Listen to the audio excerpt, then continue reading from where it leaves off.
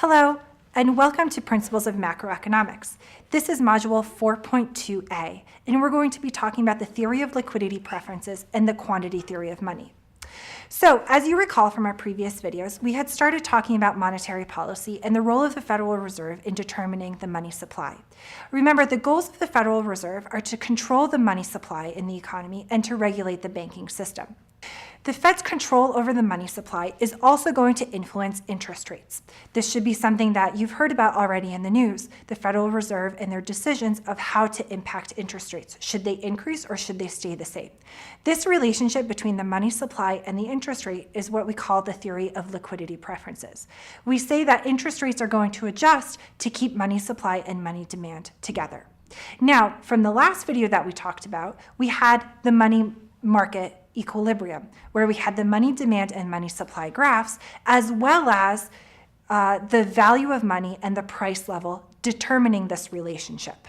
So in this segment, what we want to talk about is how can we reconcile the graphs that we saw previously with the value of money and the price level with the adjustments in money supply impacting interest rates. Well, what we are going to see is that the money market and the loanable funds market are going to be closely related, in the sense that the interest rate effect is going to be the strongest effect that we see. So what we're going to want to do in this segment is understand how we can link the money market with the loanable funds market, so that we can explain changes in the money supply with respect to changes in interest rates. When we see adjustments in the money supply, remember, when we see an increase in the money supply, this would lead to a surplus of money temporarily at the given price level. The strongest and most prevalent way that people get rid of this surplus of money is putting that money into interest-bearing assets, so that we see a shift in the supply of loanable funds. Therefore, when we see an increase in the money supply, when we see an increase in the money supply, we see a subsequent rise in the price level and a shift out of the supply of loanable funds, leading to a decrease in the interest rate.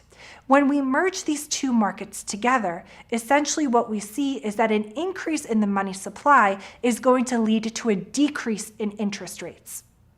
On the other hand, if we see a decrease in the money supply, this is going to lead to a shortage of money. People take money out of their savings, out of their interest-bearing assets to buy bonds from the Federal Reserve. By doing so, this decreases the supply of loanable funds and increases the interest rate. So let's talk about the ways that the Federal Reserve can impact the money supply. I've mentioned a few already as open market operations, but let's delve deeper into exactly what this means.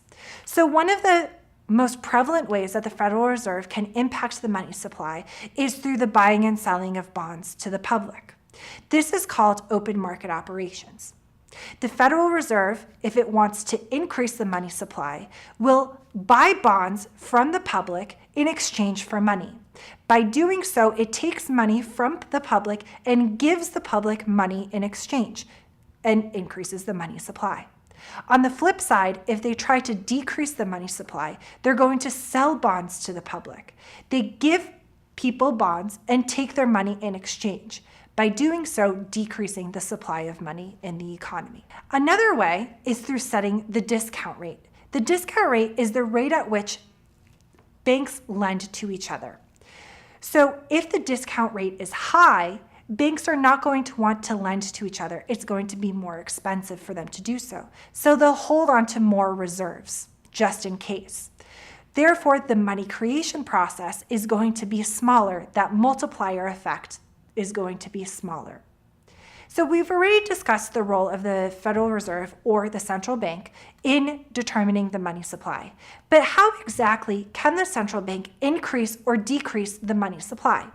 One of the fundamental ways that it does this is through what we call open market operations. And this is the buying or selling of bonds to the public.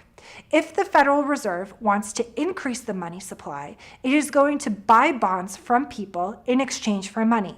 It takes their bonds and gives them money in exchange, thereby increasing the money supply in the economy. On the other hand, the Federal Reserve can decrease the money supply by selling bonds to people. It gives them bonds and takes their money in exchange, thereby decreasing the money supply. So open market operations are one of the easiest ways that the Federal Reserve can adjust the money supply. There are three other ways that the Fed can influence the money creation process of the banking system and therefore indirectly influence the money supply. The first is by setting the discount rate. The discount rate is the rate at which banks lend to one another. If the discount rate is high, banks are not going to want to lend from one another and therefore are going to hold on to more reserves. Therefore, the money creation process and the money multiplier is going to be smaller. Another way that the Federal Reserve can influence the money creation process is through setting reserve requirements. And they'll set a minimum of reserve ratios that the banks have to hold. If that minimum is high, then the money creation process is going to be smaller because the banks are going to be required to hold on to more reserves. The Federal Reserve tries not to change the reserve requirements frequently because it can disrupt banking business. And lastly, the Federal Reserve can choose to pay interest to the bank's reserves so that the higher the interest that they are paying to banks, the more reserves the banks will hold. Therefore, the smaller the money creation process is. These last three steps are a way for the Federal Reserve to impact the creation of money in the banking system and indirectly influence the money supply. So what have we learned in this segment? Well, we've learned how we can link changes in the money demand and money supply model to changes in the loanable funds market, thereby linking changes in money supply to changes in interest rates, so that we know when the Federal Reserve is trying to influence interest rates, it's really doing so through changes in money supply. We've seen the tools, and we've discussed the tools by which the Fed can change money supply directly or indirectly. Thank you so much for joining me in Module 4.2a.